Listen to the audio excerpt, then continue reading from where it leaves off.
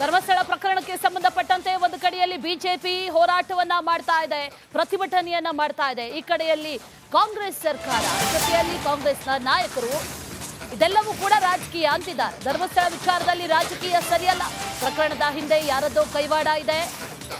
ಮೈಸೂರಿನಲ್ಲಿ ಶಾಸಕ ತನ್ವೀರ್ ಸೇಠ್ ಪ್ರತಿಕ್ರಿಯೆ ಕೊಟ್ಟಿದ್ದಾರೆ, ಈ ವಿಚಾರದ ಬಗ್ಗೆ ಮಾತಾಡಿದ್ದಾರೆ. ಸಮಾಜಘಾತುಕ ಯಾರೇ ಆಗಿರಲಿ ಅವರಿಗೆ ಶಿಕ್ಷೆ ಆಗಬೇಕು ಅಂತ ಹೇಳಿದ್ದಾರೆ ತನ್ವೀರ್ ಸೇಠ್.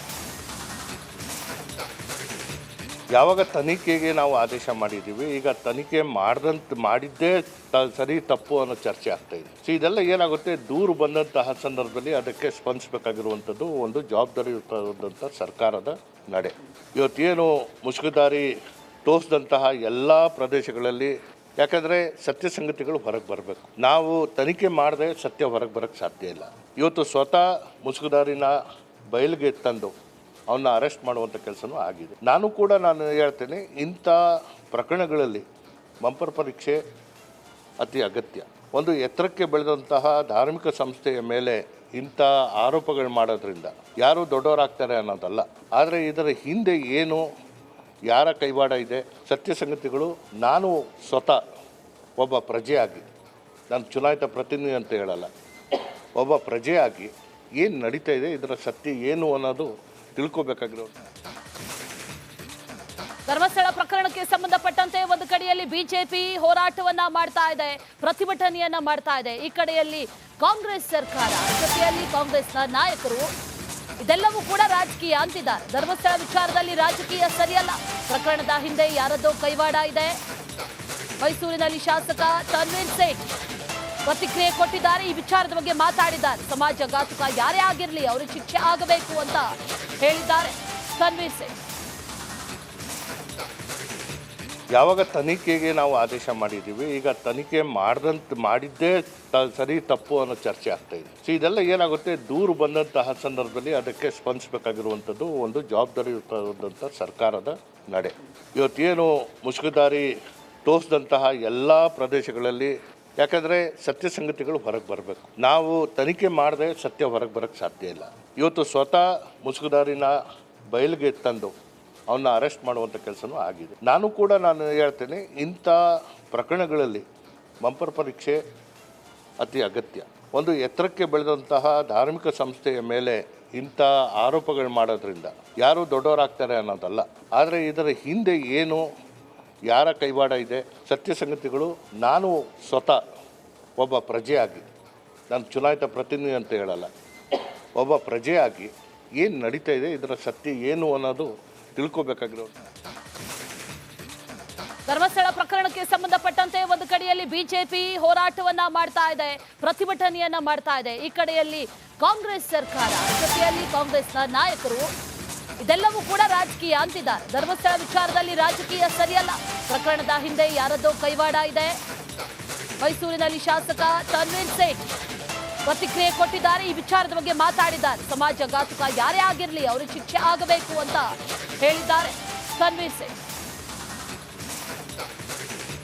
ಯಾವಾಗ ತನಿಖೆಗೆ ನಾವು ಆದೇಶ ಮಾಡಿದ್ದೀವಿ, ಈಗ ತನಿಖೆ ಮಾಡಿದ್ದೇ ಸರಿ ತಪ್ಪು ಅನ್ನೋ ಚರ್ಚೆ ಆಗ್ತಾ ಇದೆ. ಸೊ ಇದೆಲ್ಲ ಏನಾಗುತ್ತೆ, ದೂರು ಬಂದಂತಹ ಸಂದರ್ಭದಲ್ಲಿ ಅದಕ್ಕೆ ಸ್ಪಂದಿಸಬೇಕಾಗಿರುವಂಥದ್ದು ಒಂದು ಜವಾಬ್ದಾರಿಯುತವಾದಂಥ ಸರ್ಕಾರದ ನಡೆ. ಇವತ್ತೇನು ಮುಸುಕುದಾರಿ ತೋರಿಸಿದಂತಹ ಎಲ್ಲ ಪ್ರದೇಶಗಳಲ್ಲಿ, ಯಾಕಂದರೆ ಸತ್ಯ ಸಂಗತಿಗಳು ಹೊರಗೆ ಬರಬೇಕು. ನಾವು ತನಿಖೆ ಮಾಡದೆ ಸತ್ಯ ಹೊರಗೆ ಬರೋಕ್ಕೆ ಸಾಧ್ಯ ಇಲ್ಲ.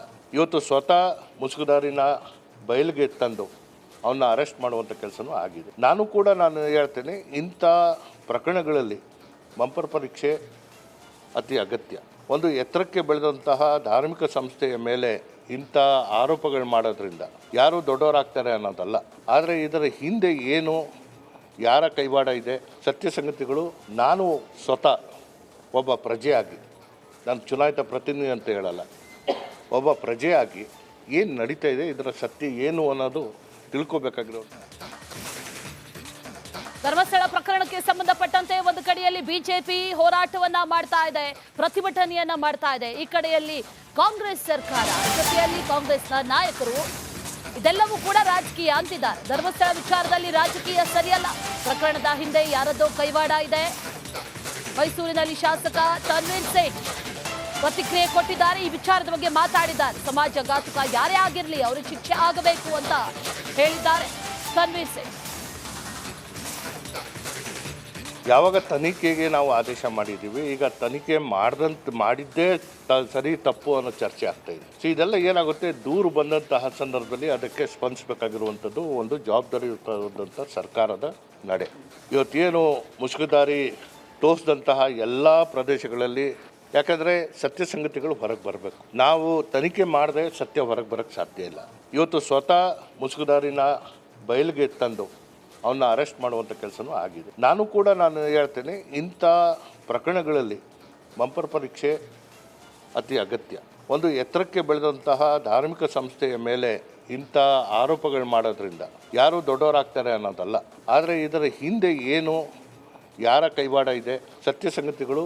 ನಾನು ಸ್ವತಃ ಒಬ್ಬ ಪ್ರಜೆಯಾಗಿ, ನಾನು ಚುನಾಯಿತ ಪ್ರತಿನಿಧಿ ಅಂತ ಹೇಳಲ್ಲ, ಒಬ್ಬ ಪ್ರಜೆಯಾಗಿ ಏನು ನಡೀತಾ ಇದೆ, ಇದರ ಸತ್ಯ ಏನು ಅನ್ನೋದು ತಿಳ್ಕೋಬೇಕಾಗಿರೋ. ಧರ್ಮಸ್ಥಳ ಪ್ರಕರಣಕ್ಕೆ ಸಂಬಂಧಪಟ್ಟಂತೆ ಒಂದು ಕಡೆಯಲ್ಲಿ ಬಿಜೆಪಿ ಹೋರಾಟವನ್ನ ಮಾಡ್ತಾ ಇದೆ, ಪ್ರತಿಭಟನೆಯನ್ನ ಮಾಡ್ತಾ ಇದೆ. ಈ ಕಡೆಯಲ್ಲಿ ಕಾಂಗ್ರೆಸ್ ಸರ್ಕಾರ, ಜೊತೆಯಲ್ಲಿ ಕಾಂಗ್ರೆಸ್ನ ನಾಯಕರು, ಇದೆಲ್ಲವೂ ಕೂಡ ರಾಜಕೀಯ ಅಂತಿದ್ದಾರೆ. ಧರ್ಮಸ್ಥಳ ವಿಚಾರದಲ್ಲಿ ರಾಜಕೀಯ ಸರಿಯಲ್ಲ, ಪ್ರಕರಣದ ಹಿಂದೆ ಯಾರದ್ದೋ ಕೈವಾಡ ಇದೆ.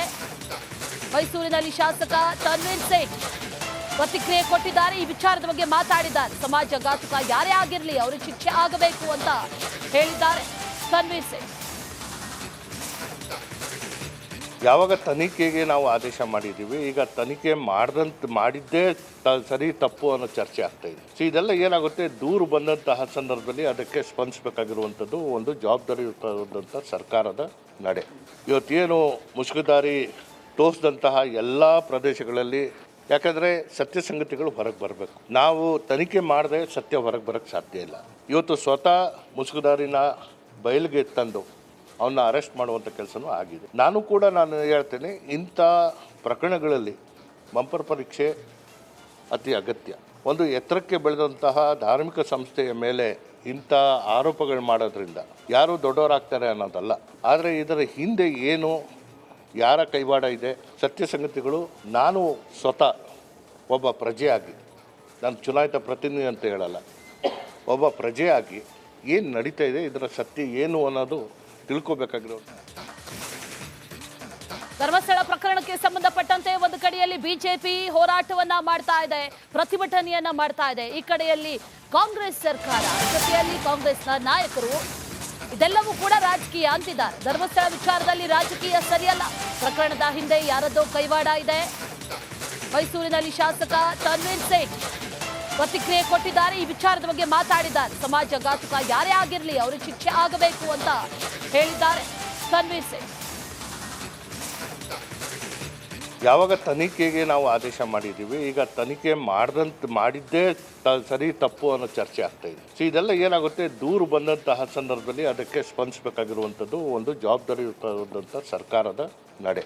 ಇವತ್ತೇನು ಮುಸುಕುದಾರಿ ತೋರಿಸಿದಂತಹ ಎಲ್ಲ ಪ್ರದೇಶಗಳಲ್ಲಿ, ಯಾಕಂದರೆ ಸತ್ಯ ಸಂಗತಿಗಳು ಹೊರಗೆ ಬರಬೇಕು. ನಾವು ತನಿಖೆ ಮಾಡದೆ ಸತ್ಯ ಹೊರಗೆ ಬರೋಕ್ಕೆ ಸಾಧ್ಯ ಇಲ್ಲ.